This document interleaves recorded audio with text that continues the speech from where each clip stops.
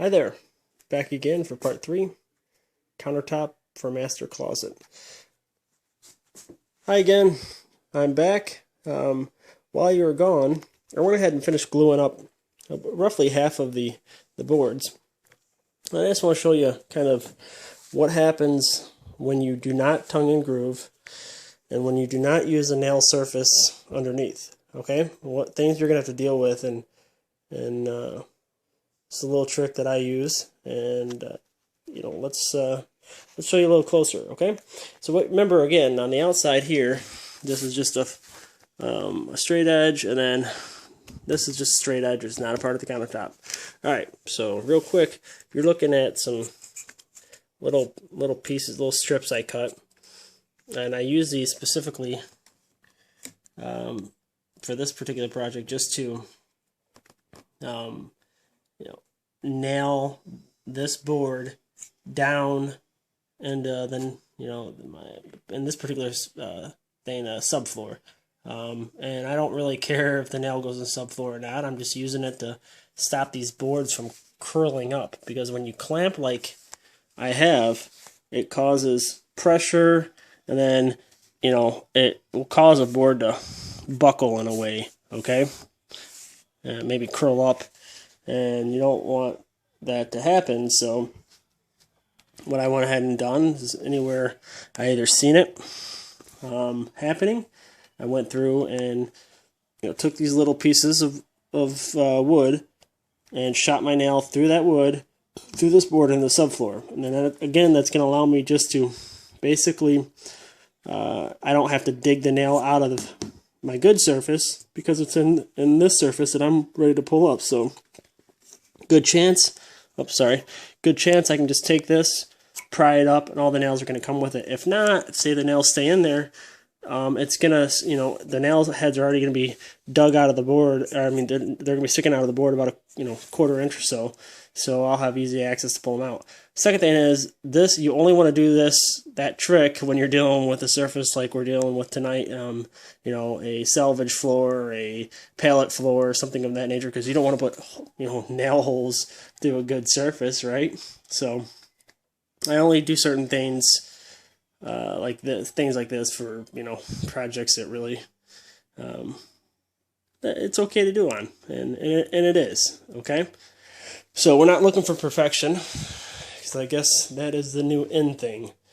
So I just want to take you through. So I put those little strips anywhere I thought would cause an issue, and you can put them on angles. Don't try to put the nails right next to each other, because maybe maybe you will notice the nails or something. I try to make it as inconspicuous as possible, but at this point, it is what it is. So my sister hates me saying that, but I had nothing else to say right there. Sorry, Chris.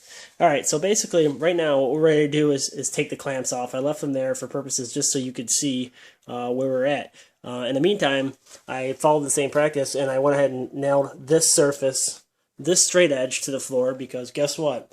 It's going to hold the boards in place while the glue dries, and it's going to allow me to have a flat surface to do the rest of the boards that we have left to glue. So I'll glue those ones together, right? And then once those are all going together, we'll just go ahead and stick these two pieces together with glue.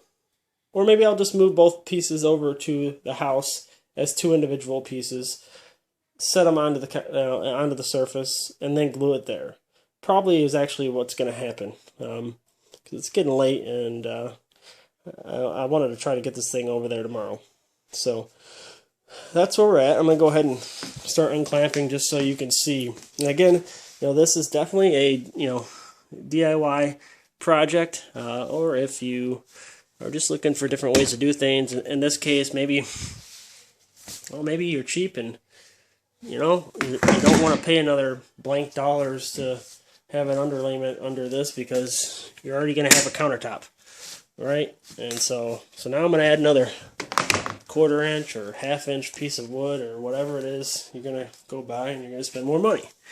Okay, I know, money, hassle, whatever. Well, I'll tell you what, I find myself doing stupid things like this all the time. I don't know if it's stupid or just because I like to. But hopefully, this helps you out. So I'm just taking these clamps out, and I got my phone with me, so hope I'm not annoying you too much here. Alright, so there we go. That's what happens. Those boards are in place. Confident that everything's good to go. Confident with this. Okay. I do feel a little movement. So it's really not the end of the world, because when I get it to the house, I can put a nail or glue and then clamp it there or whatever. But just to give you kind of a glimpse of what I do. Alright. Take this little piece. I'm just going to break it because I don't have my hands. I set it there. I grab my nailer. I'm not advertising for this company, but I do use their nailers because, well, actually they work pretty good. It's one of the best investments I think I've ever made, to be honest with you. Cuts out a lot of, I hardly ever have to use my air compressor with these things. So here, see, again, doing that trick. Bam. That'll hold it down. Do I feel like I need it anywhere else? No, I don't think so. I think that's really kind of good. Now, why did I take off the clamps? Well, could be a couple reasons. Maybe I don't have enough clamps to clamp the next job. In this case, that would be the case. I got half my clamps at another location right now. Alright, so hopefully this gives you a little insight. And if you notice, guess what? All my glue is pretty much wiped up. You know, there's something here, but I try to get that up. I don't know if that's glue or what it is, but it'll come up with a little light sanding. But you really want to try to get everything out you can as possible, you know, while it's still wet. Now, okay, well, what do you got some things to deal with here, just to show you. So there's a crack here, and this is going to happen when you don't use a joiner, right? Because basically it's all cut on a table saw.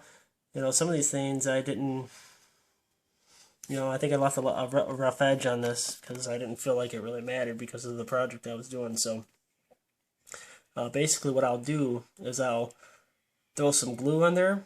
I'll rub some sawdust in, wipe it down. It'll dry, it'll fill in the crack, and it'll be good as hidden. So you fill those cracks with glue, okay? And really that's, that's kind of something you're going to do at the final finishing process. Don't worry about it. It's not the end of the world. You know, this is for the person that doesn't have a joiner, right? Wood's not perfect. That's okay. And we're just going to use a sealer on this. We're not going to use an epoxy or anything. So, you do want to fill in the crack. And then, like, you got a crack right here. You'll figure out how to deal with that. You may leave it. You may fill it. Just depends on what color the wood is and, if you care about it or not. So, I hopefully gave somebody some kind of information that will help them, because there really isn't much more. I'm going to finish the glue up on the other side, and I guess probably next video maybe we'll be getting you'll be able to see how it's going to get installed at the place, and hopefully that'll help you out. So, got any questions, go ahead and ask. I'm learning just as much as anybody else. And what I'm attempting to do is just show people different ways of doing things. Maybe if you don't have all the tools that a lot of the professionals do. So, Again, have a great day. We'll talk to you again.